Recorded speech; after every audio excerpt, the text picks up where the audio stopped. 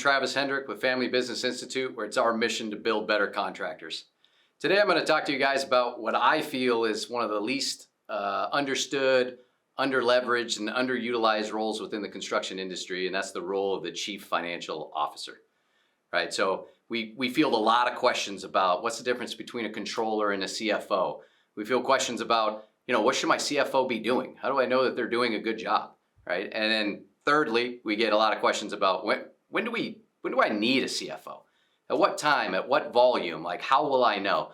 And I'm going to attempt to answer that question as I go through kind of the 6 components to what I feel will make a best-in-class, a really successful CFO in the construction industry. And then we'll hopefully answer some questions here at the end. So component number 1, it's just financial management. This is going to be the most recognizable piece. You have somebody in your office already who does this. Maybe it's your controller. It could be a bookkeeper, office manager. But this is overseeing day-to-day accounting activities. It's compliance. It's being the point person for tax questions, the audit, and then the regular production of financial statements. So just very transactional role. The next component is the financial performance piece. And this is starting to put the story behind the numbers. So this requires a solid understanding of the business and overall operations. Like for construction companies, over and under billings on the WIP report are a really big deal and really factor into our financial report. So really understanding, more importantly, the underbillings and what's driving underbillings is critical in this component. Also understanding your financial performance versus your plan. There's a lot of benchmarks that are out there, and therefore industry-wide, they may be lagging indicators or lagging results. I highly suggest coming up with your own plan. If you have a CFO in place, very likely you have a business plan in place. I prefer a rolling forecast, 12 months, because the construction business doesn't end at the end of December. So I'm always looking ahead at a rolling 12-month period. So I want to be looking at how our results comparing to our plan and what's driving the variance. So all CFOs will be looking into that. It's also about processes and systems to make sure that we're collecting the right data and transforming that data into information the best that we can.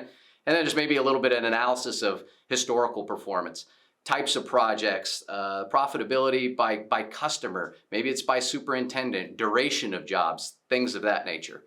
And then we start moving closer to that CFO role, and we move into a kind of financial advisor and risk mitigator. So what is this? This is looking at contract review. This is somebody that's looking at insurances and helping to manage claims. It may be subcontractor pre-qualifications, maybe looking for clients' proof of financing, right? And so it's not necessarily saying no to all of these risks, but it's someone who can properly identify the risks that are inherent in any project that we undertake, and then figuring out how to shed some of that risk through insurance and bonding and passing some of that risk off to our construction team, or pricing that risk in on the price side, getting more of a reward for the additional risk that we're going to be taking. And what we see a lot of times with a lot of clients is they may see a riskier project, but once they decide, yes, we're going to move forward, they don't price in the reward for that risk. And so I think a good CFO, a high-performing CFO, will not only identify the risk, but they'll help you to price in an additional reward for taking on some of that additional risk. Other things like looking at trade and customer concentrations to make sure we don't have too much of our work with any one client or any one trade partner, right? And it's also, speaking into a go, no-go criteria.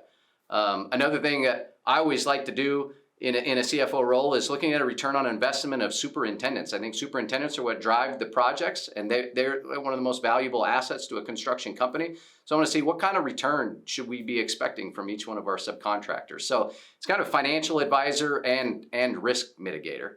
The fourth component is more full-on CFO. This is forecasting and modeling. So this is looking at longer range plans. How are we going to get there? What resources will be required for us to get there? It's also looking at cash. Having a statement of cash flows is, I think, a basic financial report that all construction companies should have. Whether you have CFO or a controller in place, you just should have a statement of cash flow. We understand that cash is king. So a cash flow model, like looking into the future, saying, hey, where do we expect our trend to be on cash flow? So if somebody comes to us, we have a loss on a project, or we have an owner that wants to make a distribution, or we're looking at making a big investment, what's that going to do to our cash position, and how would that impact additional operations? We'd also be looking at what-if scenarios. right? When we're starting to face some headwinds like we were seeing, they feel like they're lifting now, but I want to look at backlog and say, hey, if we have a significant project that makes up a good portion of our backlog, what happens? What is the what if scenario if that thing pushes 6 months, 12 months? How is that going to impact our overall business? And what decisions would we have to make if that news were presented to us? Presenting back to your operations team, hey, if we were able to squeeze out another 0.5% of gross margin, what would that do to the bottom line? Understanding break-even analysis for the company-wide or for each division if you have operating units that are separate of the entire company. So, what kind of volume of work at what kind of margins do we have to do just to cover overhead, and making sure that everybody's aware of those break-even analysis, right?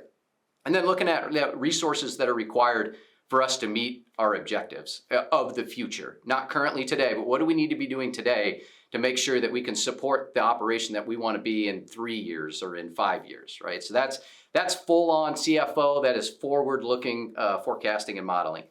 And then the fifth component is becoming a strategic business partner, right? It's having that strategic mind. It's somebody that looks at the business not from an operations standpoint, but more of a financial and a risk management standpoint. So somebody that's going to help you define, where you want to go, but how are we going to get there? Do we have the financial resources to get there? Are we still in alignment with our core values? And then once we develop these strategic initiatives, what should the key performance indicators be? And then how are we going to capture that data, and how are we going to report that back so we can measure our progress as we're moving forward? If we're going to move into new markets, are we going to do that organically? And what kind of investment is that going to require? And when do we expect to get a return on that investment? And how much of a return to make that new market successful? Versus maybe we're going to make an acquisition. We're going to go buy. What's the capital requirements to do that? What's the return on that as well? With acquisitions comes due diligence, right? So you're going to be a heavy member in the due diligence team just trying to decide, hey, is this a company that would fit well culturally with us? And will it provide us an advantage in these new markets? And then the sixth piece is just overall leadership. I really believe that a CFO just garners a high level of trust and credibility amongst all employees of a construction operation. So how do we get that person more involved? We get them out into the field. We get them out at job sites. We get them FaceTime with superintendents and craft employees. And that could be with teaching on personal finance. It could be business acumen to project managers and project engineers going beyond constructability of jobs, but how do you run a successful construction company, right? It's also being the bank relationship, being the bonding company's primary relationship, and having strong relationships with trade partners, right? So you can open that communication, especially if you're a general contractor. A lot of your risk comes from whether your trade partners can deliver for you and for your clients. So making sure that we have an open door of communication there and developing those strong relationships. Then also getting them to present on financial results to the company. Getting them FaceTime, making sure that people know who your CFO is. It's not somebody that's in the back office that's never seen amongst the organization. So those are kind of the 6 primary components. So I hope I've answered, the difference between a controller and a CFO. Right? I hope I've answered, what should my CFO be doing?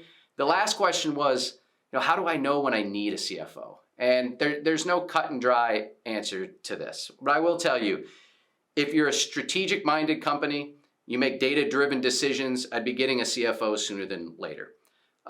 More importantly, I would ask you, where do you expect to go in the next 3 to 5 years? If it's significant growth and it's a wider geographic footprint, I'd be pushing you to get a CFO sooner rather than later. If you have a high employee count, high assets, again, the greater geographical spread, I'd be looking to get a CFO. And I would highly advise against one of the pitfalls I see a lot of construction companies do is where they promote a controller into a CFO role as the company grows.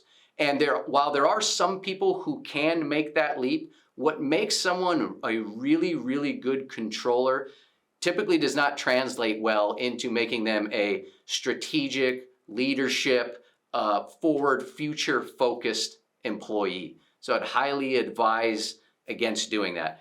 I have a preferred CFO job description that you could reach out to whoever your contact is here at FBI. They'll be able to gather it for you, and we'll send it to you for a roadmap or for you to evaluate kind of your current CFO. So please reach out on that. Again, my name is Travis Hendrick with FBI, where we build better contractors.